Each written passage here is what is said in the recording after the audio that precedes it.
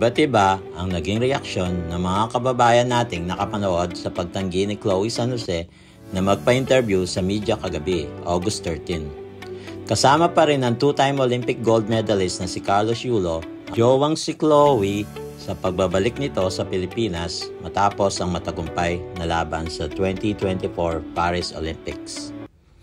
Kitang-kita sa video coverage ng iba't ibang news and media organizations ang content creator na katabi ni Carlos habang naglalakad sa Villamor Air Base sa Pasay City pagkababa ng sinakyan nilang chartered Philippine Airlines flight mula sa Dubai.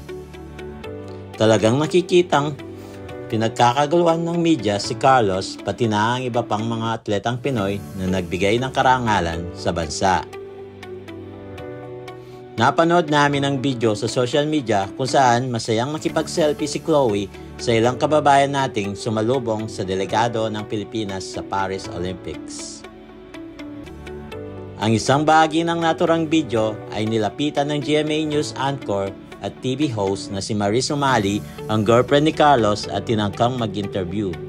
Ngunit kaagad na tumanggi si Chloe sabay sabing, "Anong mensahe mo? Ay, sorry, wag na mag-interview. Wag na raw. We respect that." Naintindihan naman ni Maris ang desisyon ni Chloe at nagdialog ng, "Wag na daw, and we respect that." Sumagot ulit si Chloe ng, "Sorry po." Ilang araw din na headline si Chloe sa mga news at online entertainment site dahil sa alitan ng maginang Carlos at Angelica Yulo.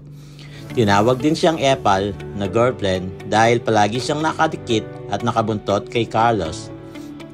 Inakusahan din siya ng pang-aagaw ng spotlight mula kay Carlos dahil nga sumama pa ito sa isang press con ng binata na akala mo'y isa ring atleta at Olympian. Isang netizen naman ang niresbakan ni Chloe para ipagtanggol ang sarili.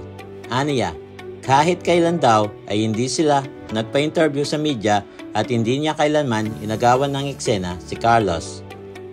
Hati naman ang reaksyon ng netizens about this. May mga natuwa dahil pinanindigan ng dalaga ang hindi pagpapa-interview sa media para hindi na magawan ng eksena si Carlos. Pero may mga nagkomento naman na parang ang bastos ng ginawa niya kay Maris na gusto lamang siyang makausap sandali para kunin ang pahayag sa pagbabalik nila ni Carlos sa Pilipinas. Kayo ba? Tama lang ba ang ginawa ni Chloe na huwag nang magbigay ng interview sa press?